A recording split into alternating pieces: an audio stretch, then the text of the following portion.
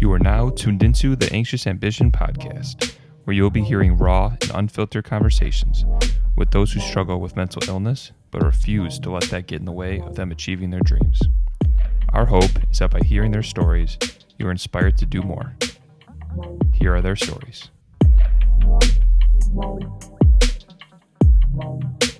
Anxious Ambition. Welcome back to another episode of the Anxious Ambition podcast. Today, I've got another special guest. He's been a sports performance coach and personal trainer for over 11 years and has worked with over thousands of athletes. From kids who are just getting started all the way up to professional athletes. Along the way, though, he has had his own struggles, from being lost, with life after sports to his most recent bout of depression. Here to tell us his story, Reggie Vantrease. Hello, everybody. Did I say your last name right? Vantrease. As long as you're like Vantrease, you're fine. I feel you.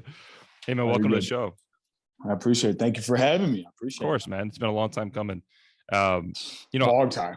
Oh, yeah. It's for people that aren't listening, me and Reggie, we've been talking on and off for, honestly, it's probably been 5 years? Never actually met, though. never saw face to face ever. Yeah. But how did you get into, let's start with, how did you start getting into training? Obviously, you've been doing it for a very long time. Can you walk me through that? Yeah, sure. So it also, obviously for me, it was kind of a little bit twisted. So in college, right, my plan was I was going to go ahead and go into marketing and ads with regards to sport. I always wanted to be in sports, whether I was playing them or I wanted to be involved in sports. It was something that, I love it, and the thing for myself was I was like, I don't love ads. I don't love marketing. I'm like, all right, well, and this was like my end of junior year of college and picking internships. And the next thing you know, I'm visiting UIC and I go to different departments and stuff like that. And the last department I went to, strength and conditioning. And I was like, let's go, baby. This is it. This is what I need to do. And from that point forward, yeah, even my senior year, I crunched in a bunch of exercise science classes and things like that because of the fact that I needed those in order to make sure that I was good to go. And and then, like I said, went into that field. And also too, because it was just so super dope, just because I got to my internship, I worked with mostly volleyball, baseball, and basketball. And volleyball and baseball probably the most. And it was just one of those things I hated the early mornings and stuff like that. Shit sucked. But other than that, I was like, yo, this is something I really want to do. And then next thing you know, I get my job over at Pale Something Fitness Center out in Orland Park. And I didn't work with one athlete for 6 months. I didn't even get my first client until 6 months. And it was a 30-something-year-old lady who was looking to lose weight. And I'm like, what have I done? What have I done? And from that point forward, though, then I got good results with her. And next thing you know, my bosses were like, okay, cool. If you get good results with her, then we know you can work with athletes. And then pretty much the rest has been history since then. That's an awesome story. It's funny that you bring all these things up because I went to school for exercise science. Oh, okay. But I didn't make it. No, that grind is real. Like a lot of places, it's like, hey, you got to sit here for 6 months, maybe a year. You're going to work for free. Also, you're going to work for free. You might pay a little bit, but the grind, man. And we actually did sport, back when I played volleyball, we actually did the sports performance training at Payless. And that's actually, yeah. I would bet I probably worked with you at some point. Or even I worked with Scott. Was Scott there? Yes, Scott was there. Yeah. Crazy bastard, man. Yeah. Great guy, but he's wild. Good dude, but yes, he is a complete nut. But yeah, no, I was under Scott because Scott was pretty much showing me the ropes of what to do, who to work, and how to work with athletes as a whole, because he had worked with tons at that point. So he worked a lot with baseball. Baseball was his big one because his brother was a pro ball player.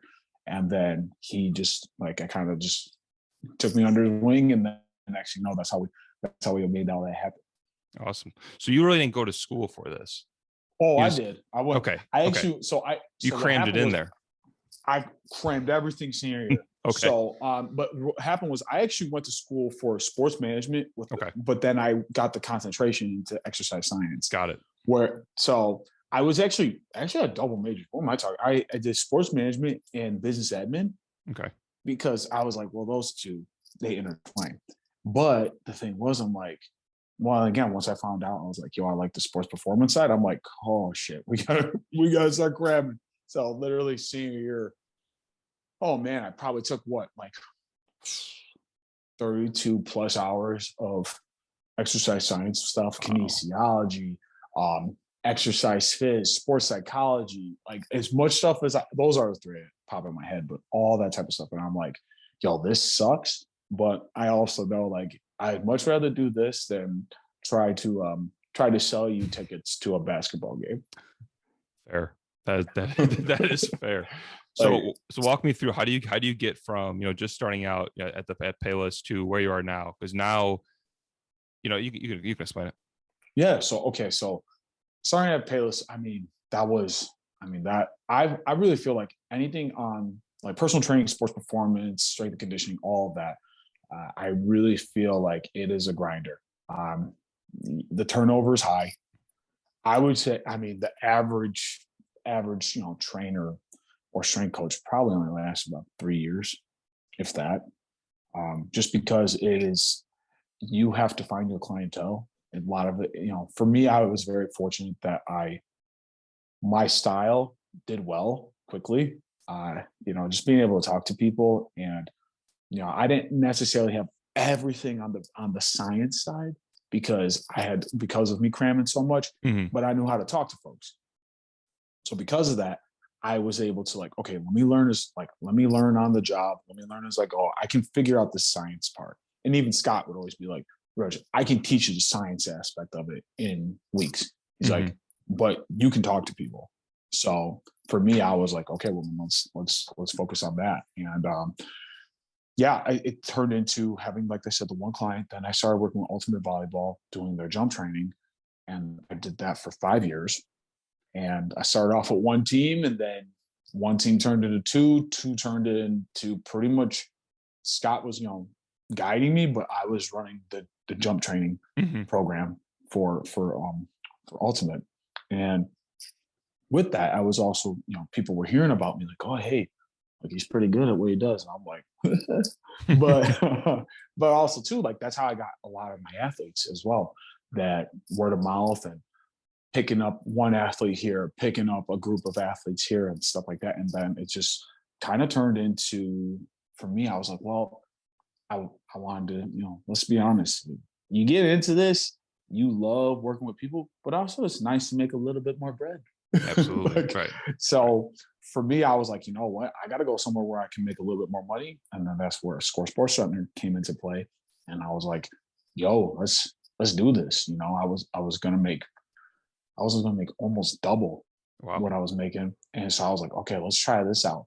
Well, lo and behold, people were like, well, you're good, but we're not trying to drive 45 minutes good. And so I pretty much like, it sucked. Like there was a point, I was having maybe like 10 hours of clients a week. And I'm like, how the hell am I going to do this? And you know what? That's actually when I started making my social media push, where I started putting content out on a lot on Instagram, some Facebook, some and also like getting stuff together, even on Snapchat too. And from that point, younger kids started hearing about me, and then they were like, and that's actually how I was able to do some stuff with First Alliance for 1 year.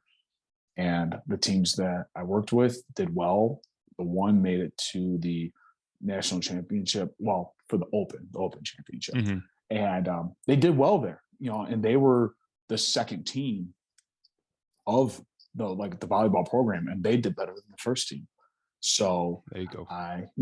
That really helped me out with propelling my name out there and kind of getting me back into the fold of stuff again, especially on the volleyball circuit side, because of the fact that, for a little bit there, my name kind of disappeared, and then I was able to get it back. And at Score, like we had myself, and two of my guys, Kyle and Nick, were strength coaches, and we would work with all athletes. Kyle, he was big with baseball because he had worked with the Detroit Tigers, and he worked with them for years in their farm system and everything. And so he would get a lot of baseball athletes in here. And then Nick was, fresh out of ISU, go Redbirds, and he was, and it was like really like it was a three-headed monster because he would get young athletes as well. I knew how to get people to come in.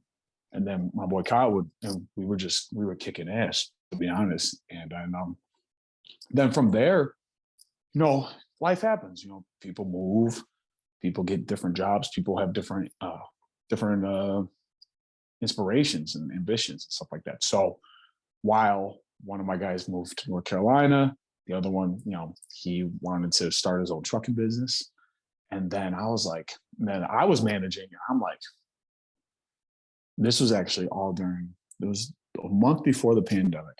Okay. That's when I started managing at Score. And I was just like, wow, how did I do this? And I always had thought in my head, I'm like, I don't want to manage. I like doing my own thing, Mm-hmm. And then, for myself, it was really reassuring that, nobody left while I was managing. I was like, holy shit, like nobody wants to go. Are you sure? And the fact that, people were like, no, we want to ride with you. Like, you're doing well, all things considered. That was kind of all the proof I needed to be like, okay, cool. Like when that time comes, when I do have employees and stuff like that, like I'll be good. If I can ride through the first 6 months of the pandemic and be all right, I'm gonna be okay. And so from that point, I actually I said, I'm not gonna be a manager anymore. Let me do what I'm good at, which is strength and conditioning and the personal training. And I took like a 2/3 pay cut on that because I was making quite a bit of money as a manager. But I said, I would rather do my own thing. And then that turned into where I'm an independent contractor. I do some work here at Score. I do some work in Westmont. I've worked with I worked with Montini volleyball this year, state champs.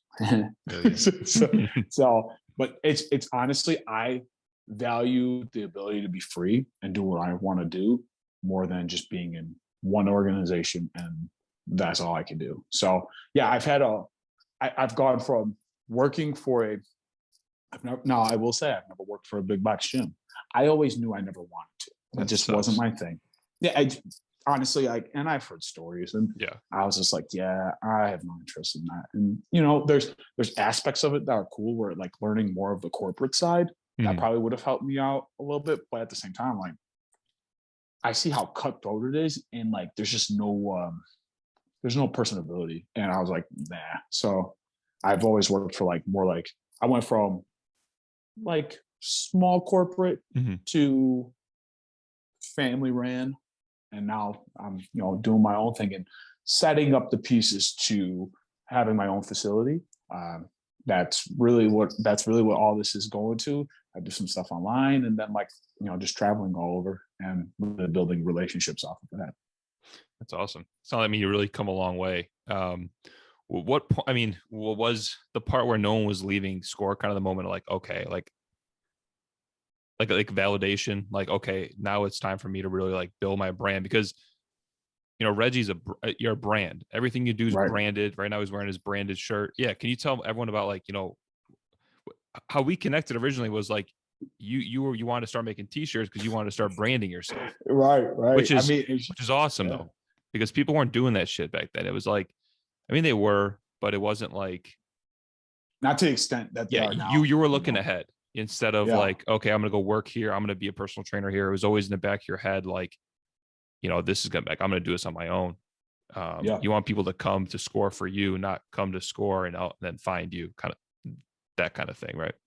Right. And I also remember even like when I first got hired here, the owners were like, hey, like do what you're good at. And we know you're really good at getting people to work with you. Like treat this like it's your own business. Right? And that's cool. And I've been very fortunate. I've always had a very autonomous relationship here where I've been able to do my thing and kind of nobody gets, I don't have anybody really getting in the way with it. Early on it was definitely a little bit more of a numbers game, but not too much, but even still, like, it was like, yo, like, Reggie's bringing in people, Reggie's bringing in groups, like, so we're going to let him do what he does. And so obviously with everything with the brand stuff, RWR, Roll with the Reg, obviously with you and I making the shirts, like because I remember I was like, yo, there's got to be another way to like put stuff out there. And I was like, what about like just like simple merch, some type of merchandising? And then you were like, well, because Dan, yeah, I mean, Dan, we were doing shit in college, yeah. So, and Dan was like, yo, I've got a friend who could probably help you out with this. And I'm like, okay, yeah, give me a contact with him. Like, next thing you know, we're shooting emails and then kind of giving me ideas of like, hey, here's a potential way you could design this. Here are some people I know who can print, this type of stuff. And next thing you know, I was like, okay, this is cool. So I call now anytime I see those shirts, it's the vintage wear because I mean, shoot, we did that. When was that? Probably like 6 years ago, honestly. Wow. Like it was a long time ago. Yeah, it was like 6 years ago. Wow. Like, and then from there, I was like, okay, well, let me see what else I can do with the brand itself. And so I would always be pushing out RWR something where you would see it as a logo somewhere, or I would use it in like videos where it's flash and stuff like that. And, next thing you know, that's turned into, yes, there is the clothing aspects, but obviously like RWR Performance, that's actually that's my corporation. Okay. And that has turned, like, I have other ideas of where I want to turn into, but right now it's mostly sports performance. There is a clothing aspect to it, but it's really limited. I don't do it nearly as much as like some people like push merch. I'm like, yo, let me focus on my product, which is me. And also too, even like you were saying, like branding wise, back 6 years ago, it just wasn't, people didn't brand themselves. It was not nearly as prevalent, especially in the strength and conditioning department or sports performance world. That's fair. It was almost frowned upon. I remember I remember people being like, why are you sharing videos of what you do? I'm like, because it's an active resume. Yeah. Why the hell wouldn't I? And people were like, well, and they were like, well, I don't want people knowing my secrets. And I was like, I remember thinking like that like 8 years ago. And now I was just like sharing secrets. There ain't nothing new under the sun. Like, right. It's all the same. I mean, no offense, but you're not reinventing the wheel. Right. There might be like small tweaks to stuff that you do, which is fine. But like in general, a squat's a squat. Like, who the hell cares if I show something form-wise or things that are like tips on it and stuff like that. So I was like, yo, I'm gonna pump these videos out. And really honestly, like I was telling you, when it was that time where I had like very minimal clients, that's where I said I started doing a video a day for a year and a half. And I said, because I'm either going to make this or I'm going to fail. And I'm not doing enough. So I said, okay, cool. I'm gonna start putting out content every day. And that's what I started doing. Shout out to Gary V for that one. I was about to say, what is that? Jab, or whatever? Yeah, jab, right hook, and he would always, he said, like, you have to be present. People have to see your stuff, because if people don't see you, they don't know you. And that's something I've taken to heart, and it's worked for me thus far. And even something like how I got the volleyball team, the high school team this year. Like, it just happened from 2 athletes I work with, word of mouth. One of the coaches knew who I was from a coach 5 years ago and was like, yo, let's try this out. Well, it worked. So that's a lot of that is all that networking and stuff like that. And it's it's a bitch. Like, I'm not gonna lie, because it's a lot of talking, a lot of phone calls, a lot of email, sometimes you gotta cold call folks. And I'm just like, and look, I'm not gonna lie, I suck at that part still. because nobody wants to get cold called. Exactly. Right. Because you have morals and Yeah, I'm like, I don't want to like bother you and shit. Like, I just would rather just be like, okay, so my name's Reggie. I do blah, blah, blah. And they're like, what? Like, why do we need to know you? But, again, word of mouth has helped out a ton. And also, like you were talking about with the managerial side, Mhm. that was the validation that I needed, because that was really the next step for me. It's just I wanted to test the water. At first, I was really hesitant. I was like, man, I don't want to be a manager. This is stupid, blah, blah, blah. But then I was like, you know what? Let's see. Can I get things to happen? And then that first month, I mean, we did some policy changes. I put some other pieces into play. And I mean, we were humming, like really humming. And I was like, holy smokes, this is working. And then obviously, bam, pandemic hits. What do you know? And it turned into, trying to be online, Facebook versus Zoom versus how are you going to get people, how you can get members to pay? Why should they pay? All this type of stuff. And like, the next 6 months off of that, it turned into just like really busting my ass and figuring out what we could do here, trying to implement systems that, like, at the time, I feel like were almost experimental. Mhm. And, we were able to stay afloat. And then at that point, I was like, yes, screw this. Like, I did my job on this front. So I'm out on the managerial stuff. Yeah, I'll go ahead and let me do what I do on the training side. So I get that. But at the same time, it validates you that, like, when you do go on yeah. your own completely, you know what you got to do. Oh yeah. When you brought up, like, it not being easy, I think that's the main reason why people don't go out there and try things and, like, commit to their dreams. I mean, one of the main message that we have on the show is, like, despite struggles and all that, you still continue to go after your dream. If it was easy, everyone would do it. Right. Like you said, 6 years ago, you started building the brand. It's not like you're on the mountaintop yet, like, I mean, neither am I, everyone, like, it is a Right. grind, right? But if someone said, Oh, hey, hell yeah. it's like, hey, you're still going to be there in 6 years. It's like, who, people just, you got to just keep going, and, like, And and that's like, that. and that blends right into my phrase, keep rolling. Like the shirt said, and keep rolling. Like that's been a phrase I've been using for forever. I mean, Mhm. and it all stems from boxing, which is you roll with the punches. Like you get punched in the face. If you roll with it, you don't get hit as hard and you can counter and fight back. And I mean, that's keep rolling. Like I've said that in so many damn videos, over the years. But it's true.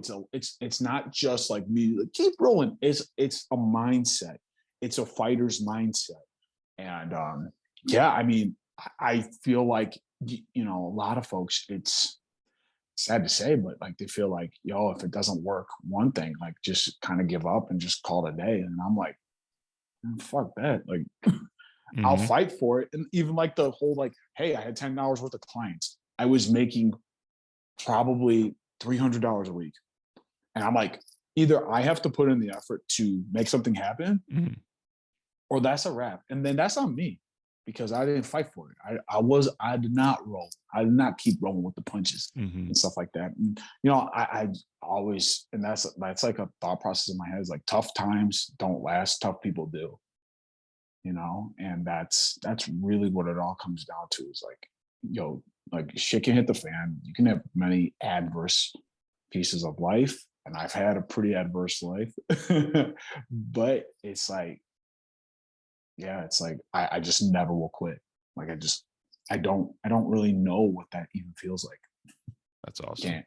You want to talk more about that adversity?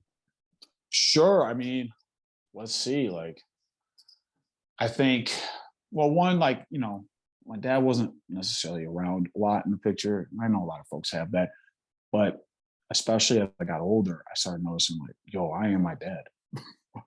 Like personality wise, with Mhm. how I rock and stuff like that. Like, I'm my dad. And I wish as a young kid, I wish I would have been able to know more about how he got down and like just knowing him personally. Mhm. I mean, we grew up poor. We were broke as a joke. But my mom, you know how it is like with parents, like they just find a way. Mhm. Like my mom always found a way. I mean, shoot, I was I was selling my free lunches just to make a buck.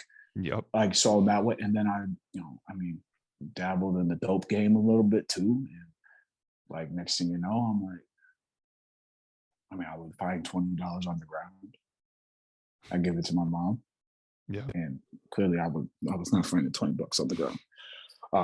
But it was that type of stuff that like I got into that obviously it's not good. I'm not telling anybody, hey, give it a shot. Like, no, what I'm saying is like, it was just, I knew like it sucked being broke. Mm-hmm. And I was like, yo, I got to figure out some type of way I can make that happen. And on top of it, like, it wasn't like I was an honor roll student, played really good at baseball. I played all sports, all this type of stuff. So you never know what I was doing. And it was just one of those things, like, that's one of the ways I was gambling. I mean, I'll be honest, on the south side of Chicago, there is a likelihood as a kid, you probably put a little lettuce on a game. Or you were throwing, or you were shooting craps or something like that. I'm not saying, by the way, kids, I'm not saying you should do that, but I'm saying shit happens. So yeah, it still happens. Like, bro, I was gambling. I was a gambling fiend for a little bit, but I would come up, I would win, and I would toss some of those earnings. And not that it was good, but that type of stuff. But it was always like that hustler or like survival mentality that like, yo, I'll find a way to make bread.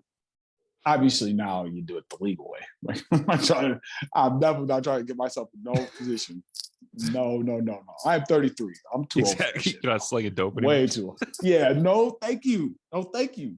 It sounds like you've always had that hustler mindset, though, and it shows. Yeah, I mean, shit. Like I said, I was selling my school lunches. I wouldn't eat, so on that way I can make $10, $15. Oh, hey, you want me to help you out with your homework? $10, stuff like that. Like that's what I wasn't one to like selling candy or nothing like that. Like, but it was that whole like mindset. It was a survival mindset. And I've always had that mindset. And obviously now it's put into a different way, like on the sports performance side, on training, on just talking about life with folks, you know what I'm saying? And that's something I think has been real big over the years. Is like, like I knew the error of my ways even then, but being able to forgive myself and move forward, because for a long time I held on to that, and I was really pissed off at myself, really angry, because I knew what I was doing was wrong. I knew that, and then like there was that aspect of my life, and then Easter Sunday of, I want to say it was like 2001. We moved out to Arizona because my mom wanted to have a better life for us. And next thing you know, we just moved into our house probably about 2 weeks before. Drunk driver veers, knocked into us at like 70 miles an hour. I was conscious for the whole thing. I remember the car almost flipping, having to like push it, like all this type of stuff. And like, you know how they say you get that superhuman strength. Like, I don't know what I did, but I did something like this, and the car went back on the tires. I had like, fortunately, nothing bad happened to me, but at that time I had a surgery on my finger. I had my pin. The pin was like this. I literally just bent it back. Next thing you know, my sister's heads were through the windows. My mom, the whole dash was on her legs. And then the drunk guy was literally talking to me about, hey, can you get me out of here? Oh my God. And I'm like, I have never been so close to almost really putting real hurt on a man like that. But I knew even at that time, and I've been very fortunate in this, even with my mom and folks in my life have always said, I've always been quite an even-keeled person. I've been blessed with that.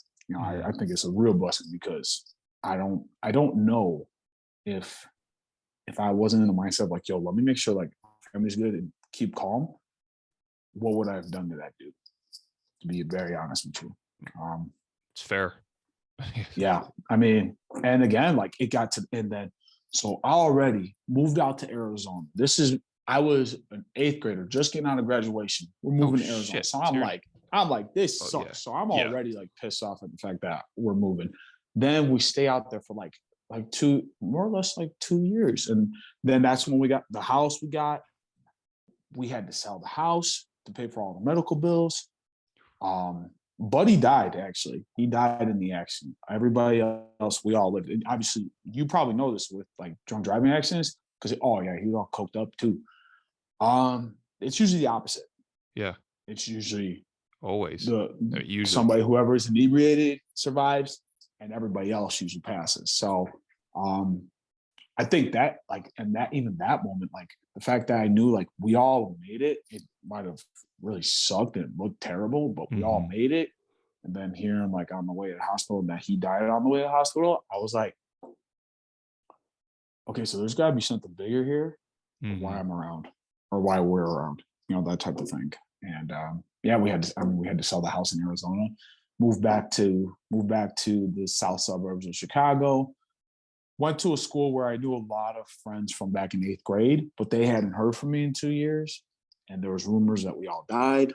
So I go back to school. Now, mind you, I'm a junior at this point. I'm a junior. Okay. I'm about to be a junior in high school. So I'm already like, dude, just get me the hell out of here. I just want to graduate, and that's it. And then seeing friends of mine who like, and they were like, dude, we thought you were dead. So then that's a whole nother mind fuck where you're like, what? Like, and then like trying to like reassure people like, yo, we're good, you know, da. And you know, I'm honestly, if that aspect happened to anybody, I'm glad it happened to me and not my sisters, because like my sisters, they were just starting high school. So for them, it was like, okay, at least we know some people, but we can get back into the groove. Right. Because you're freshman in high school. Me as a junior, like I couldn't. I was ineligible to play football because I was playing, you know, I played sports all through high school. So I was ineligible to play football because of the fact that I didn't have enough credits to play. Couldn't be in like any performing arts, like choir or any of that type of stuff. Because I sing and I'm a little bit of a jock as well. But it was like, so then like junior year, I was like, dude, this is like, I couldn't do anything I wanted. I wasn't in any like show choir or football. So I was just like, well, the one thing I do know how to do is try to make some money some way. So I was like, okay, well then, you know, I'll work at my uncle's pizza place. So just to buy some time, and that's what I did. And that, you know, it's crazy how like you can get little life lessons out of like really weird situation, not even weird situation, but like out of any situation. And the one thing at my uncle's restaurant was I knew he like bust his ass, was seeing it live and seeing it like in person. I was like, oh, I get it. There's levels to this. And, you know, he's always lived very comfortably.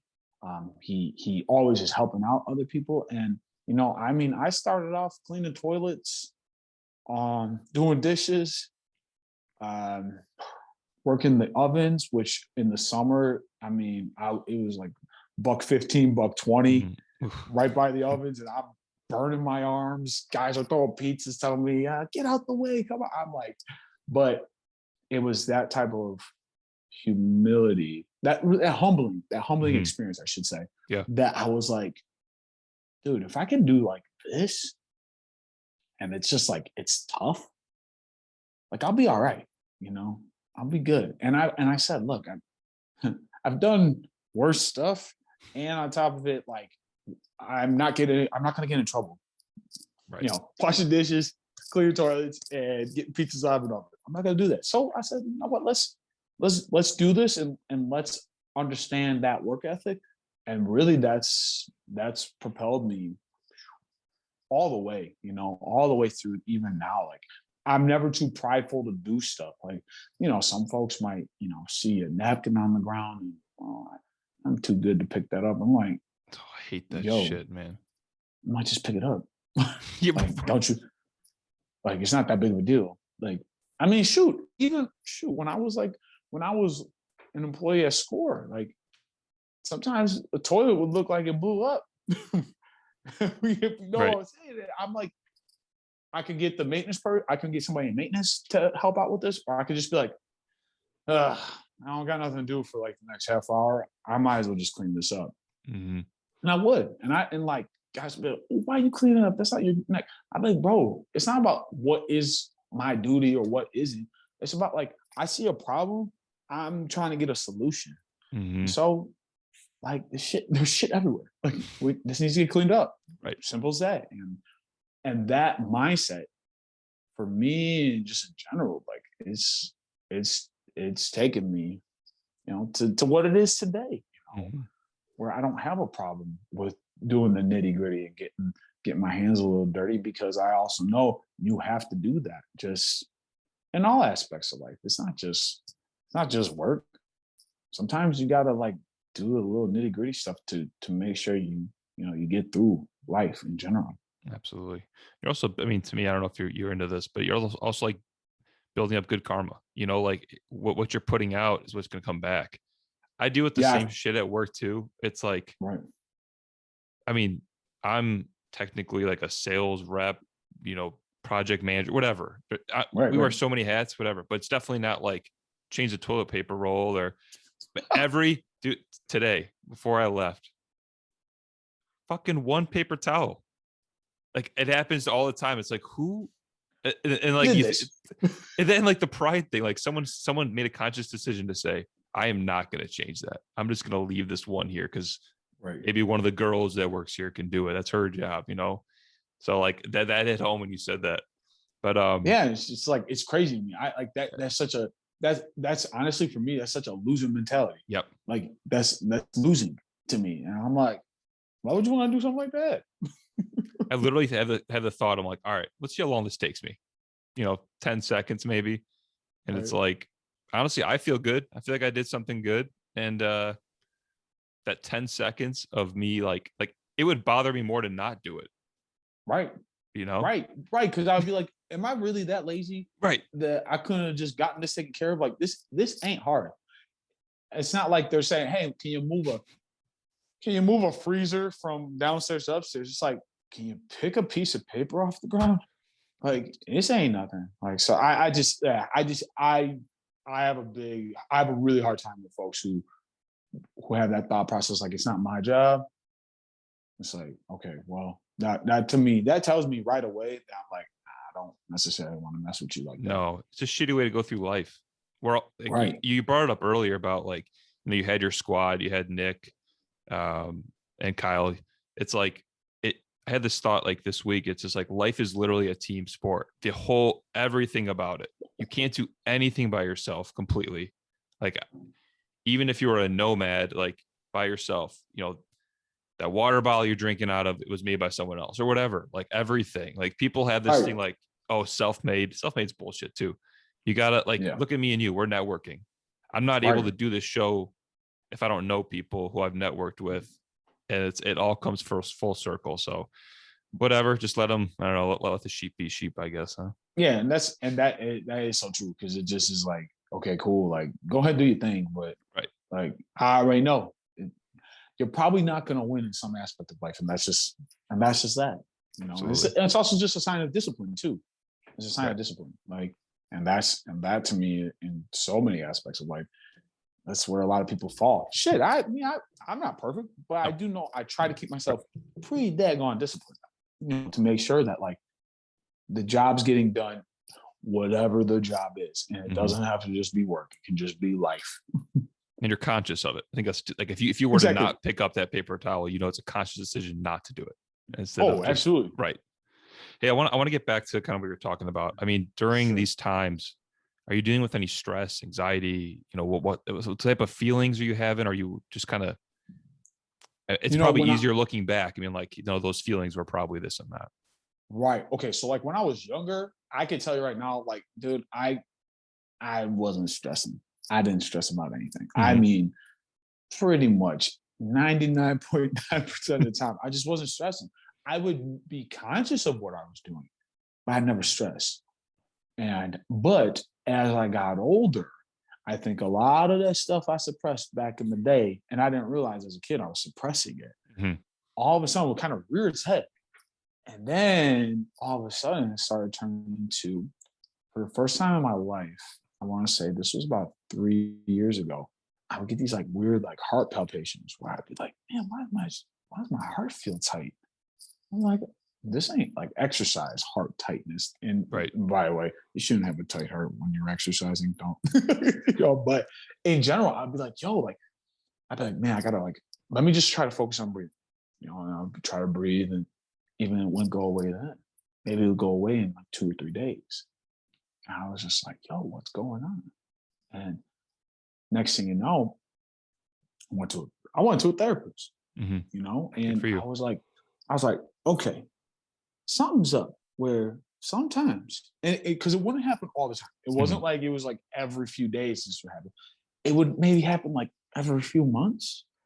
And I asked him, like, yo, like my heart gets tight, my breathing, I feel like it's not, it like kind of slow, like doesn't feel like I'm getting enough oxygen. Shallow. Yeah. But yeah, but I was like, but I feel fine. Like I would exercise fine, I would run fine, I would do all this stuff. I play sports fine. And then Dr. Kim was like, yo, like, he's like, Reg, you got anxiety, man. Mm-hmm. And I was just like, huh? Like, you know, and especially like this was probably about 5 or 6 years ago that I did this. And I feel like probably over the last 3 to 4 years, I feel like people have been much more in touch with their mental health. Absolutely.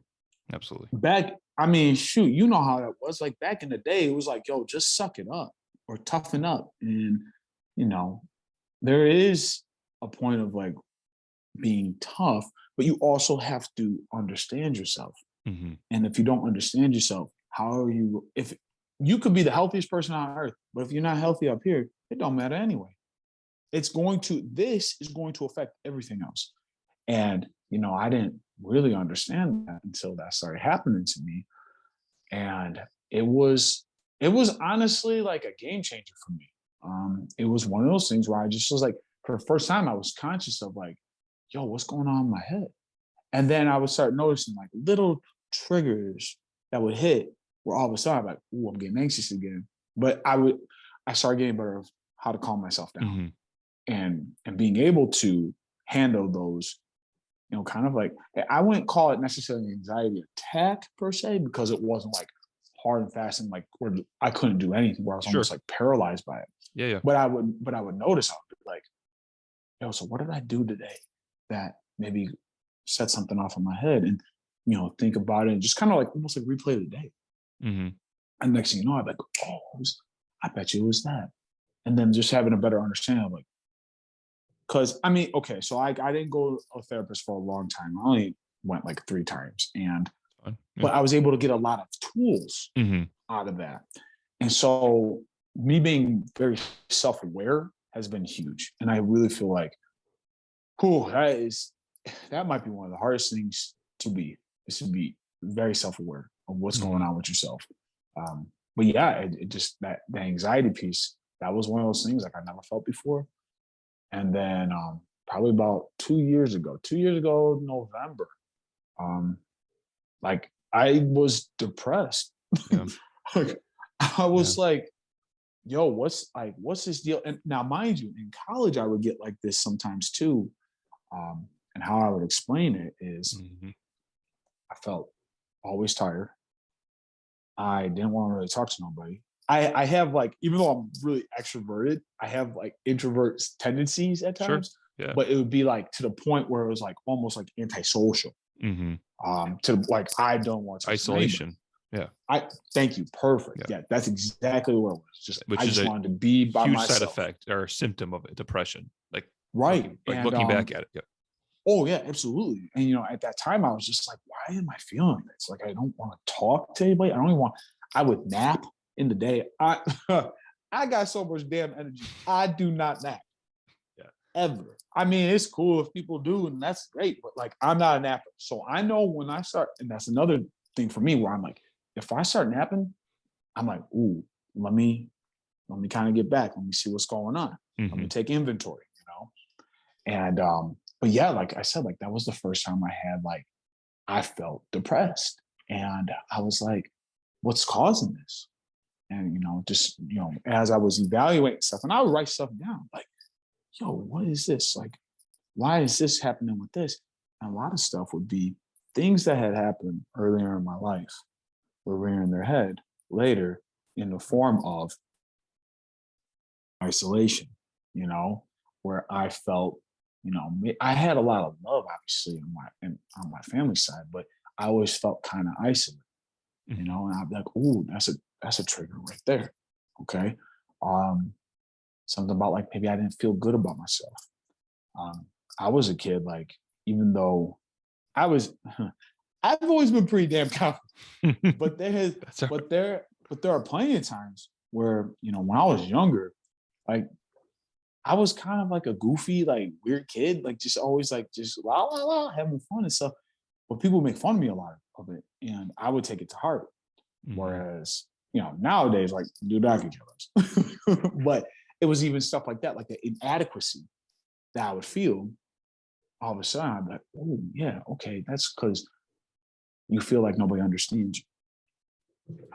And it's just like those little pieces and being able to really kind of dig more into my mind that all of a sudden I'm like, okay, so this is why these things are happening, especially on like being depressed as a whole. What are you gonna do to get out of it? Right.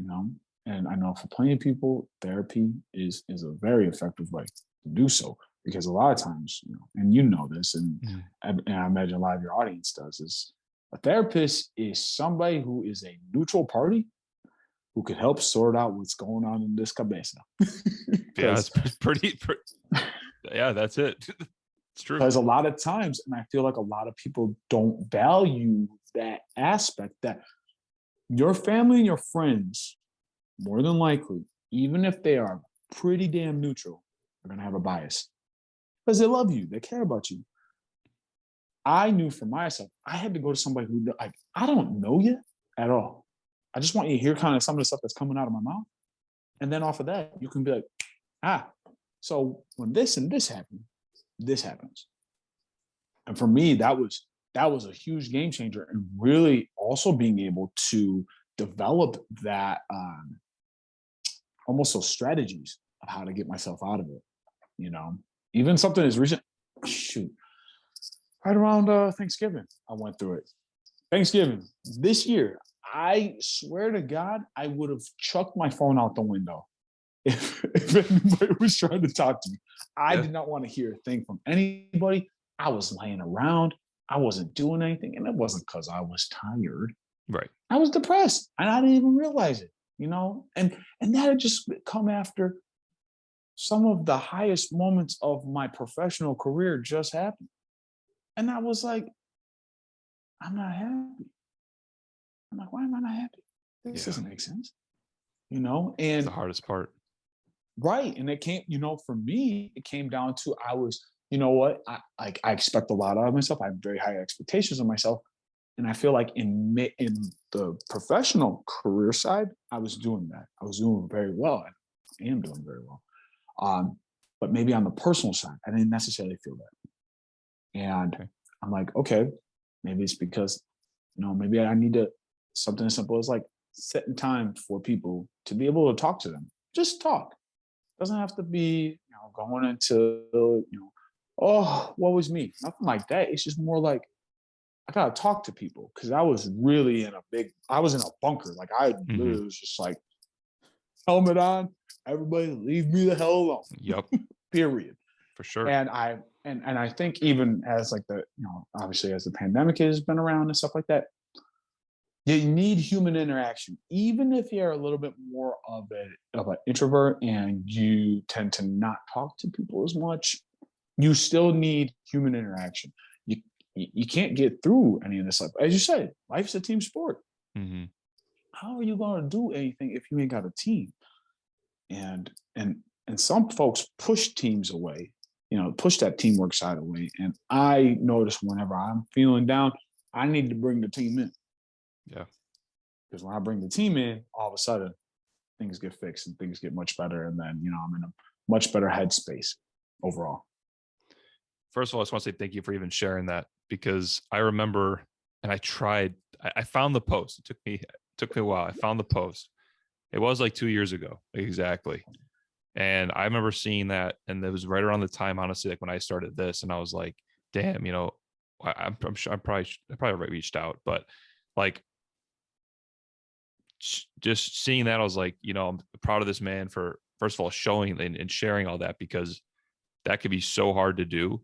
But I'm sure you knew consciously, like, if I share this, my potential clients are going to relate, understand me better, understand that even because, after you listen to this, check out Reggie's content. Like you would never think like, hey, this man has been through depression. And I mean, you're goofy, you're passionate, you're high energy, like you said. Like I would never be like, okay, this guy deals with depression, but literally anyone can deal with it.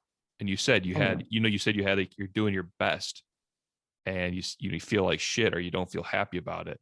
And I think that's, if someone at home is dealing with something like that, like I'm not a doctor, but like you could be dealing with some depression. Like if these things in life that you love unconditionally, you don't feel that, you're probably dealing with some depression, Yeah, and I mean that was a huge thing. That's when I knew something. I just, even like you said, like we talked about 2 years ago, it was right around that time. I was just like, yo, like I'm doing solid, and I don't like anything Mm-hmm.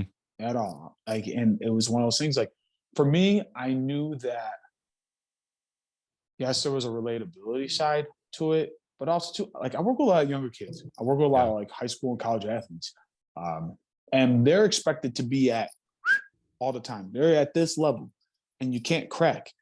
And I just wanted to kind of tell them that like it was my way of saying, hey, man, even for somebody who I would say I am a realist, that's very optimistic on most things, But even somebody like myself, look, I'm gonna have days. There are days I do not. There are days I do not like what I see. There are days I don't like where my mind's at. There's days I'm aggravated, and we're all gonna have those. And sometimes they go deeper than just a day. I've been very fortunate that I don't stay down long, but I've had my weeks of knowing something was up. I mean, you've probably felt that too, where it's just like, Absolutely. damn, what is up? Why do I feel this funk? And for the longest time, it wasn't that I was fighting it per se, but I was just like, dude, just suck it up, dude. You're fine. Like, grand scheme. Somebody's got it way worse. While that can be true, you still need to deal with yourself. Exactly. And that's where I think even opening up on the social media side with that, yes, there was the relatability, but also it was a way of telling people that like, yo, you can be pie in the sky with a lot of stuff, or just be just overall just like good mood person, and you're gonna go through it sometimes. And I've accepted that, where they're like, for back in the day, I would have never accepted that. I just been like, dude, you're being a bitch. And it's like, no, that's not it though. That's not it. Sometimes it's not right here, and you got to sort it out and deal with what's going on there, because if you don't, it just festers, and it the mental health easily translates to the physical. And I don't think people realize how intertwined those two are. That if your mental state's not good, physically you are gonna get messed up, and even something that's like, if your mind is hurting and you're like throwing up, like that is a mental going straight into the physical response. And that's even on the voluntary side, or I'm sorry, that's on the involuntary side. Right. Like it's just, and like that can mess you up. So like that's why, especially now, I'm much more open where my head is at, as opposed to always just being like, nah, fighting it. I'm aware of it, and then it's about, okay, what are the steps that we need to take to get myself in a better headspace. Absolutely. Well, I'm sure too. I know even for myself, once you start reflecting on your mental health and realize how important it is, I'm sure it's made you even better, a better coach, a better trainer. Like for me, when I was coaching volleyball, and like I was starting to talk about my mental health, and like you just see it in these kids, and they don't know yet because they're young. You don't know, Right. and it's like, but you see some of the things they're doing, the anxiety. You can see almost the depression. It's like, people in your shoes talking about it, because you, like you said, a lot of your clients are high school, college, and honestly, for me, like I hope that the more people that are that age that watch this or listen to it, the better, because they are the future. Like they're the future of making this normal, of talking about mental health in high school, and instead of algebra, whatever. But yeah, well, but also too, I mean, I will say a lot of, and I've known this about myself for a while, but like people come to me and talk to me about stuff. mm-hmm. I mean, shoot, I've had athletes who were, suicidal. Mm-hmm. Just talk to me, and between that and getting them professional help, because obviously at that point, if you're coming to me talking that way, there's no more like, let me just give you life advice. I'm like, you need professional advice, not what I can give you. But I appreciate the fact that you came to me, Right. and had the thought process to think it through and wait, and let's get you some help. And I mean, those kids, there's a few who have done that with me, and they're thriving now. They're doing the That's thing, awesome. and just kids, kids being kids, and just being in high school, being in college, and just talking to me about just life, and getting my perspective on stuff, and that's, I mean, it's just, it's a gift, and I'm just glad that this generation of kids, I mean, for when everybody talks about them and stuff like that, I appreciate the fact that they're open with themselves.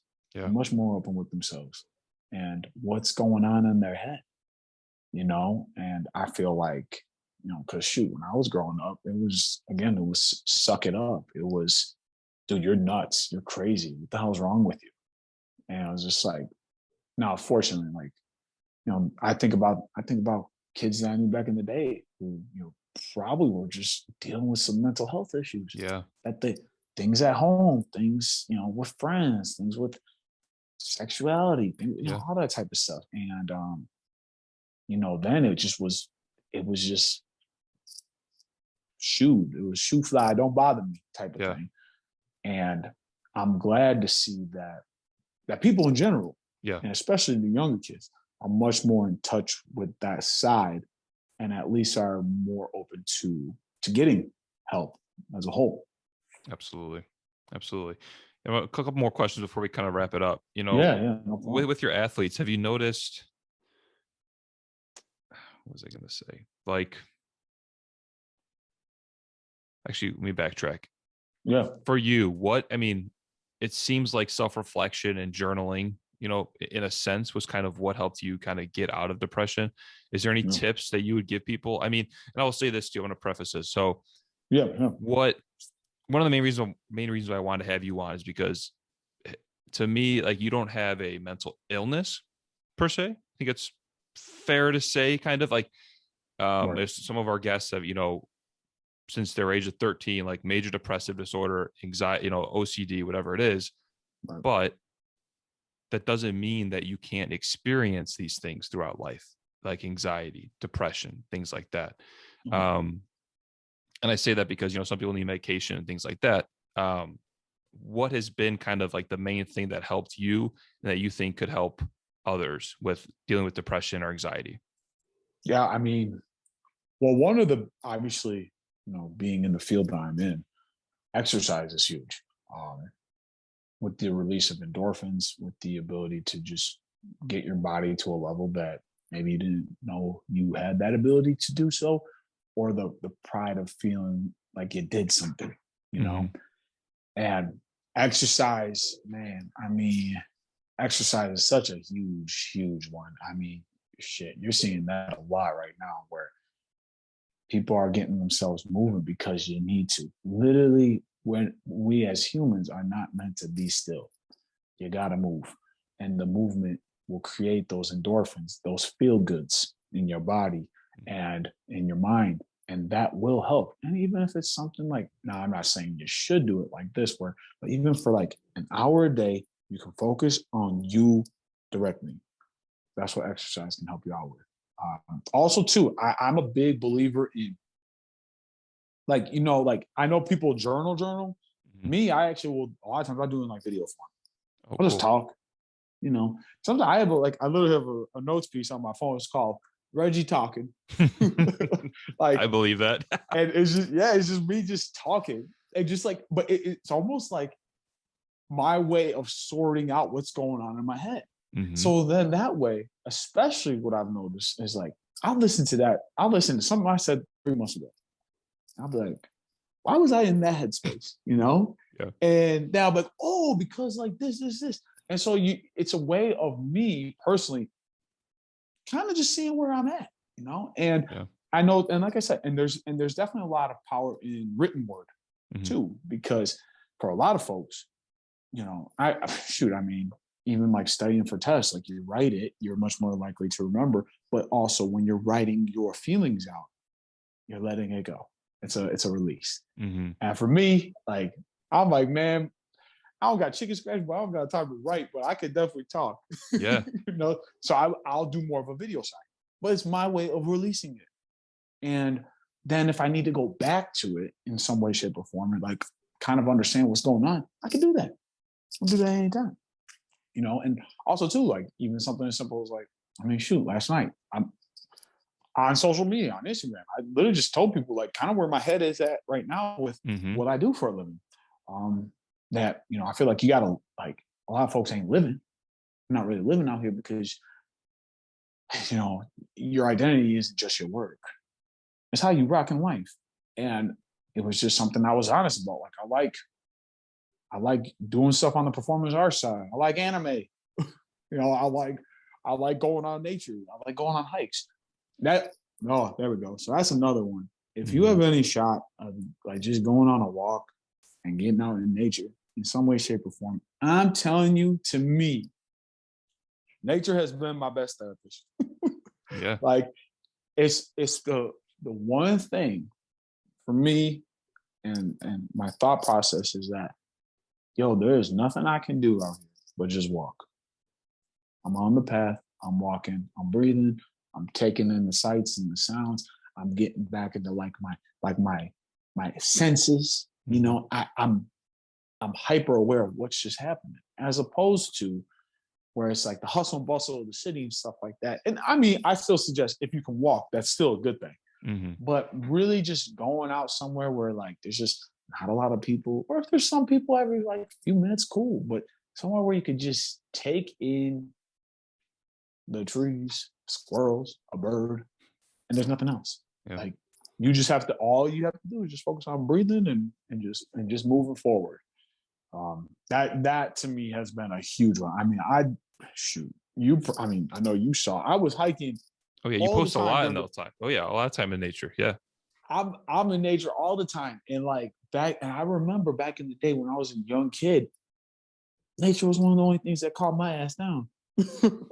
Waterfalls, like even something like waterfall Glen. Now, mind you, it's just a small scale waterfall, but that calmed me down. That was like one of those things. It was just the sounds, the tranquility of it all would calm me down, even if it was for like 5 minutes. And I feel like a lot of us are out of touch with that because we're always on go, go, go, go. And we're getting bombarded with information and getting bombarded with this, how you should look, how you should do it, all that.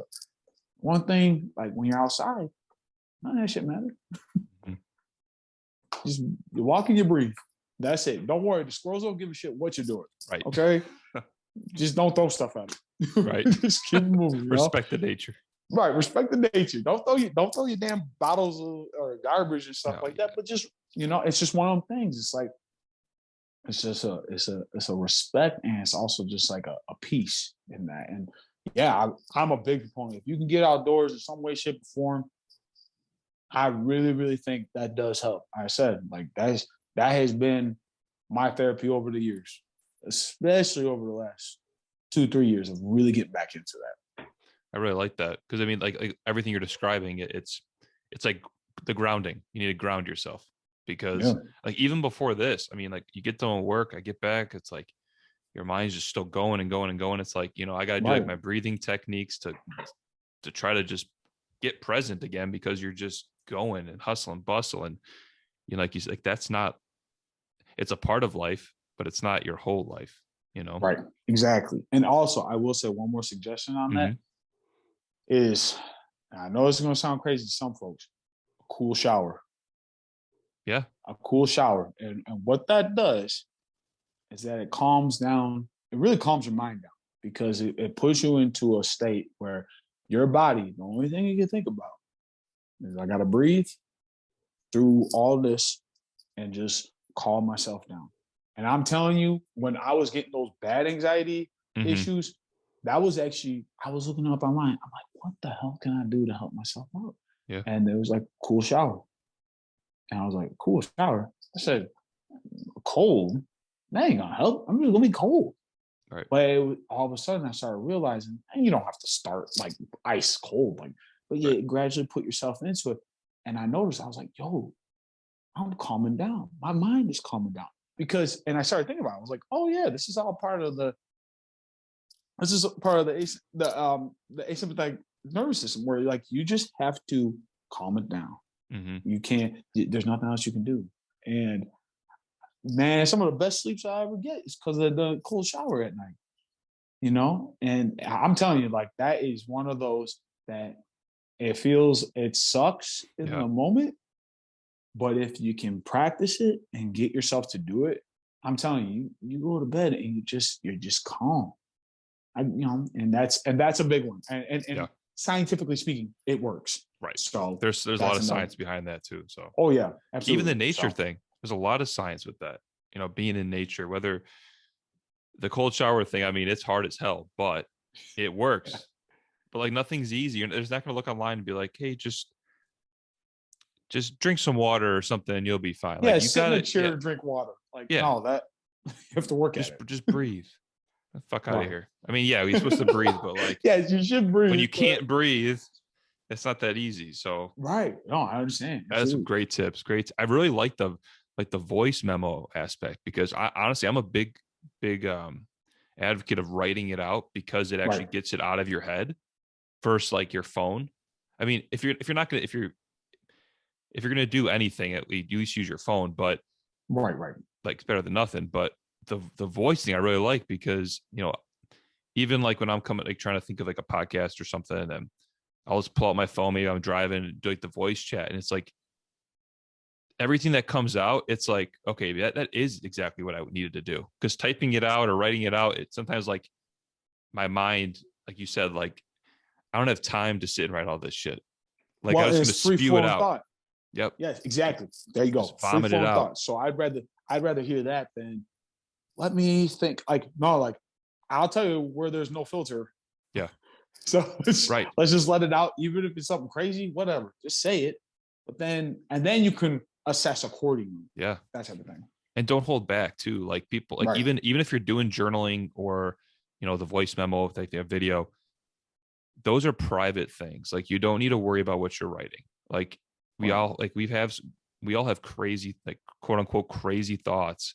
Oh yeah, we might think wild thoughts. Yeah, some weird shit, but it's like. It's like you're telling your wife all this or your mom all this or your best friend, whatever, who, like you said, they've got some bias. It's just like, hey, this is for me. I'm going to get all this out of my head. Otherwise, it's just going to sit there and ruminate. If you're someone that really deals with a lot of anxiety, the thoughts are a huge part of it. It's just going to ruminate and stay there until you actually get it out of your head and maybe, set up a plan to take care of it, And that, and the tough part on that is like, the last thing you want to do is have that marinate in your mind. Because it can lead to, obviously, your own physical harm, but can lead to the harm of others, right? Or physically, mentally, emotionally, all that type of stuff. So yeah, to me, it's like if you got something you need to get out, get it out. Obviously, get it out in a progressive way, right? But get it out. So before we get into our last couple questions, sure. This being anxious ambition, you've had your struggles. Honestly, with the keep rolling thing, it really piggybacks off, like we've got a phrase like ride the wave. Not that I invented it, but it's just a very similar concept. Right. Like you have to just roll with it or ride the wave, whether it's anxiety, stress, depression, whatever it is, whether it's just life. You got to roll with the punches because it's life, man. It is not a, straight and narrow. It is full of ups and downs. And the more I think we can relate in the fact that I typically seem to be like even keel for the most part too, which can be, it can be a blessing and a curse, when it comes to, for me, when I'm depressed, it's like, okay, now I'm even more even keel. This is like just nothing. Right. But it could almost be like too much, like to the point where like people are like, is everything good? And you're like, yeah, I'm fine. And it's like, no, I'm not. But yeah, I shouldn't be that way. Exactly. But getting to the ambition part of Anxious Ambition, you're an entrepreneur, you're trying to achieve these dreams. What's next? What is the big goals for you right now? So currently, obviously, like I said, is really kind of trying to, obviously, I would love to have a facility, something small, but be able to work with athletes in that case, in that enclosed space, and almost turn into like what I would call like a learning center, where it's not going to just be sports performance. I obviously, I mean, shoot, I have a whole list. It's called my I will do list. Hell yeah. I've written out 15 different things, but one of them is like, I want to have a sports performance center. I want to open up one in the inner city, in like my grandparents' neighborhood, in Chatham neighborhood, because I want kids to see that also too. Like I didn't play ball. Like I didn't play I didn't play like football, basketball, baseball on a professional level. I played rugby, but the thing is like you don't have to go pro in that to still be successful in like life. Oh, right.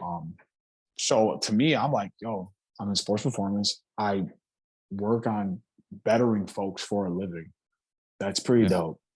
And especially because of the fact that like I have a mind for food sustainability and gardening and bits and pieces of ranching and hunting and stuff like that, where I want to utilize that and turn that into like almost like I said, like a learning center where people can go and not just get a workout, but learn about food, learn about the importance of food, bring in in places that are food deserts, bring in produce, bring in fresh stuff out of the gardens, doing seasonal gardening, stuff like that, where it's not just like, oh, I exercise. Like it's like, no, you exercise, now you're learning something, and then, feeding off into that word. Not that it would turn into like a community center, because I don't necessarily want it to be that. Sure. I just want it to be where it's like you're learning about, it's the whole gamut of sports performance and also nutrition, just as a whole. Right. And then also too, I'm currently working on getting some stuff together for getting an app going.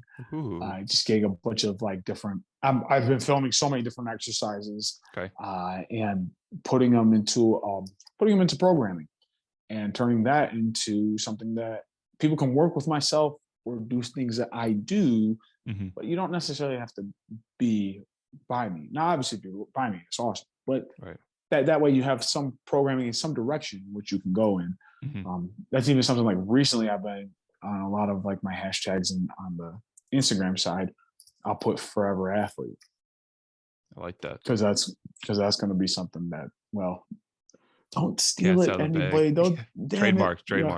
Dang it. Yeah, but that's what I want to do is like, and I tell, especially a lot of, and actually this will tie into the life after sport, right? A lot of young athletes, a lot of college athletes, once they get done with their sport, especially in the US, there's not much else you do. Nope. And a lot of these kids feel lost, and you get depressed.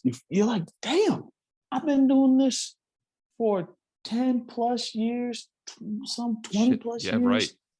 And I'm done. And that's it. The rug's been pulled. That's a wrap, whether it be like aging out or injuries or life itself, and like a lot of times all you need is some structure. So that's where like the Forever Athlete piece will come into play, where it's like you are working as an athlete. You never want to stop that. And now you have a guide that can help you out with still doing stuff like you would when you're playing your sport, but it's just pertaining to everyday life, and I think that's huge right now, especially because you see it. I mean, you see it all the time. I've seen it with college athletes. A lot of these kids, like, I mean, what, 1% make it to pro? Right. Like nobody. the likelihood that Right. you're going to make is it's minimal. It's Right. incredibly minimal. And so you lose your way. And then, next thing you know, you get into bad habits, bad eating habits, bad drinking habits. You pick up, a drug addiction type of thing. And you start going down a slippery slope. I've seen it. But that's where, like, all of a sudden melding that together and having some type of structure again, I really do feel like will help a lot of people out. And also, like, I don't care if you're 50 years old and you're like, I want to, like, start doing stuff like I remember doing back in the day. Of, like, being able to just move better. I think that's huge. Just being able to move better and move in a way that, is athletic. So that's one of the big things I'm working on. That's a little bit bigger of a project. Sure. But it is something that I think will be cool. So I'm shooting for that for, like, probably first quarter, like mid to end of first quarter of 2022. And coming up. Yeah, it's coming up. Yeah, it is. And again, it's like I have I have so many different daggone ideas. Like, I want to get like a little bit of like kids from the inner city get like a hiking club going where we hit some of the trails locally, and just I'll be like, yo, like, here's how you see this oak tree. Yeah, this is pretty dope. Like, as opposed to like, now let's learn about the oak tree. The oak tree, like, I'm like, let me just tell you a little bit about this. Oh yeah, you see how these squirrels are like bearing nuts? Where are those nuts coming from? All that, all that type of stuff. Where it's relatable like, shit. Yeah, right. Relatable. And just exactly. And also too, it's just like, also you're getting out of the city, you're breathing clean air, you're around the trees. Hey, you want to play in the mud? I don't care. I mean, you want to wash your hands later, but don't eat the mud. But like, do stuff like that. Do stuff where you're back out in nature. And I'll tell you, like, having young kids do that and be around it, it becomes something that they use the rest of their life. And it's instilled in them. Even like for myself, I was in Boy Scouts, and it was just one of those things. Like, at the time, I didn't think about like how kind of important that was to every other aspect of my life, especially moving on. And now, as I've gotten older, I'm like, yeah, probably my love of nature comes from that. Because I was in it. No showers and all, but I was in it, but it was cool. And that's like, those are like probably the three big pieces that I'm really trying to work on. Okay. And obviously still building the brand itself, that's always number one. And just always, just keeping myself relatable with folks and just showing people that, hey, like, dude, we all got days, but they don't have to be forever. Like I said, like, tough times don't last. Tough people do. And that's really what it comes down to. Awesome. Well, you just put all those out there, so there's no pressure now. Hey. Yeah, I know. Shit, people are gonna be like, "Hey, where's that a year ago?" I'm like, "Yo, everything's time." But I mean, I think I don't know. Speaking for myself, I like putting stuff out there because it puts pressure on me. Oh yeah. And because no one else, even though no one else really gives a shit. I mean, let's be honest, right? They'll figure out no one's thinking like, "Oh, where's Reggie's ass?" Yeah, I can't believe that. Does he have his Did he his get that produce app started going? Like, nobody's like, nobody gives a fuck, right? But as you said, putting it out there, exactly, and actually, like, it's a folks will call it's a manifestation. Yeah, I'm huge into that. So yeah, totally. And I do think if you talk about it and you put that out there and you put that, like, obviously you gotta still work your ass to do it, but at least now it's an idea and it is there. And now, how do you attain it? Absolutely. Reggie was talking about that, like, and he did it, right? Well, and I've been very fortunate, very fortunate. Thank you. Yeah. But I've had people like over the years are like, "Yo, everything thus far you said you're gonna do, you've done." That's awesome. And now it's about even building to that next level. But it's cool to like see people who I haven't talked to in years, and they're like, "Dude, I still see all the stuff you do online. It's crazy. Like, I can't believe like you're still doing it, and you're doing even more. You're evolving." And it's like, dude, that's what I mean. Shit, that's what life's all about, man. It's about evolution, really. Absolutely. Like, can't stay stagnant. It don't work. No, can't get comfortable being comfortable, kind of thing. Right. Absolutely. All right, man. Last couple questions. So, let's go back. Let's just say like to 2 years ago when you're depressed, right? Mhm. If you can go back and kind of talk to yourself, give yourself some advice, anything like that, what would you say? Hmm. Two things. One, stop. For me, it'd be probably one would be don't feel bad for yourself because you can get out of this, but you have to take action to get out of this. You know, I can understand. Like I'm thinking it's like what I would say to my 2-year-old self on that. Right. Like, there's nothing wrong with sometimes feeling a little shitty, but you have to do stuff to put yourself in the position to get out. And I would be very honest, I'd be like, bro, you're not doing it. You're being complacent. You're being a little lazy right now, and that's not you. So we need to figure out how are you going to get yourself out of it, and then also too. Now this is gonna sound like a contradiction. I'd also be like, but be easy on yourself, man. I know you bust your ass and you're tough on yourself, but sometimes it's okay to just breathe for a second. Take a second for yourself. So I know like people are like, wait, that's a contradiction, but it really was like I wasn't doing enough to help myself out, but at the same time, I was being incredibly hard on myself, and it was like, so for me, it was what I would say is like let's get to the middle. Let's get back to that middle. There's no need for you to be fully beating yourself up the way you are, but also you do have to work. Right. This ain't magic. And that's probably the two pieces I would give myself and explain it in that way. And then I'd be like, yeah. I like that. That's really good advice and it's not contradicting because people don't realize. I mean, depression literally means like a deep rest. Like like that day you're depressed. It's not like, okay, I'm gonna go get help today. Like you need to rest. You need to evaluate, but Right. to what extent, right? I mean, if you do that for a year, 2 years, 3 years, okay, like you need to figure like rest because you've probably burnt out or whatever is going on. But okay, now what actions am I going to take to get better? Which I think is it's perfect advice, man. It's perfect. Before we get to our last question, how can people find you? I know you're all over the place. Oh man, I'll keep you not find me. No. It's fair, but yeah. Yeah, but at least on the social media side, you can find me at everything is Roll with the Reg. Roll with the RE2Gs. Instagram, dang on TikTok, Snapchat, Facebook. Also I have a website, www.rollwiththereg2gs.com. Which I need to get better at using that, by the way. But then also too, like I said, that's honestly probably the two social media pieces I use the most currently are TikTok and Instagram, and those are ways to get in contact with me as well. But yeah, I mean, those are by far the easiest ways to see what I'm doing.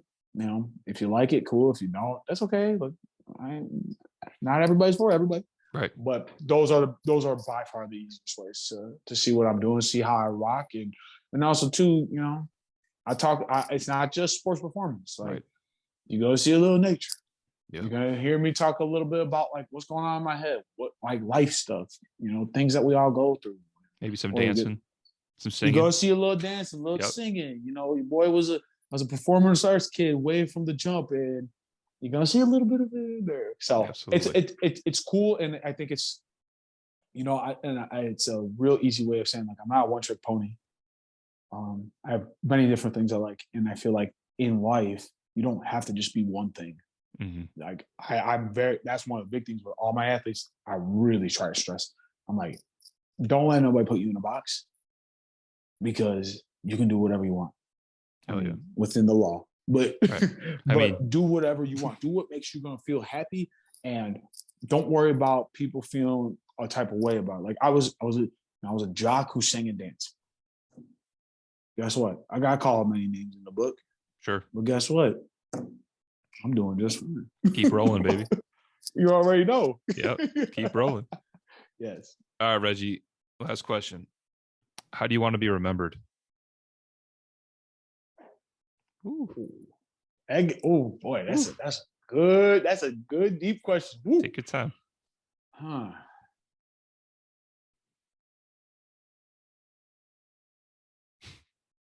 Yeah, damn, Justin, you You're got good, my man. ass on this one. I know. I would say, I would like to be remembered as somebody who, no matter what the situation was, he never quit and he never quit on people.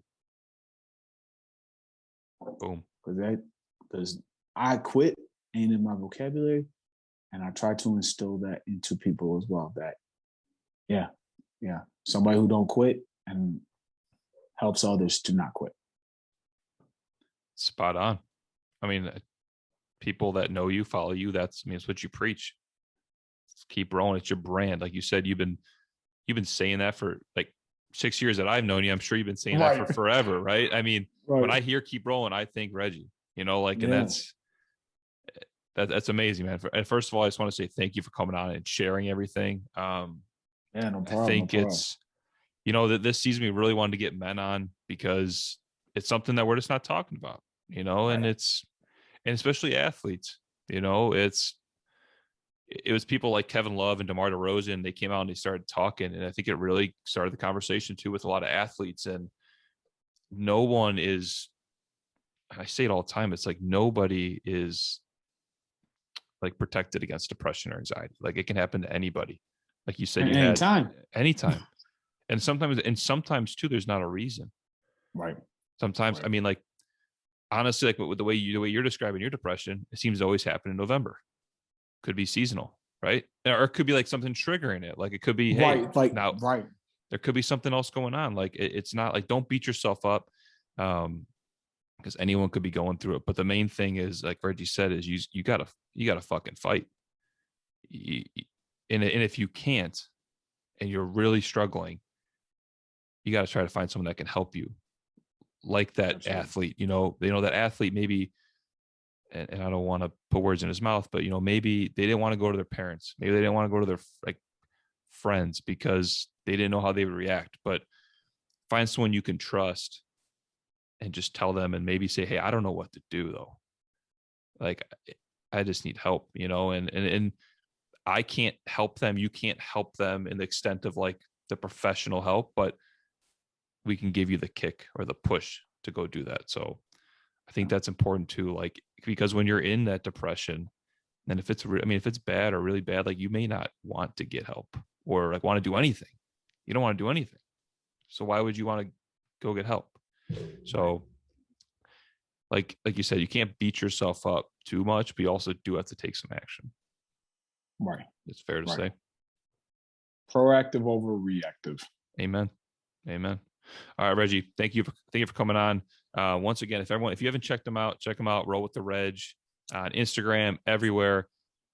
I don't follow any fitness people except Reggie because he's not that.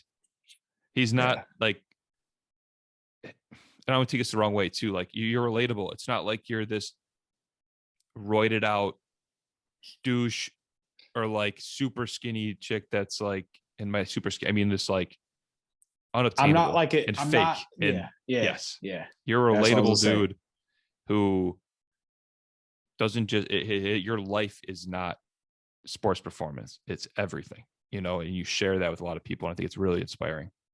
Well, I appreciate that, man. Yeah, because it's way more. Yeah, as you said, all this stuff it's only a small piece, right?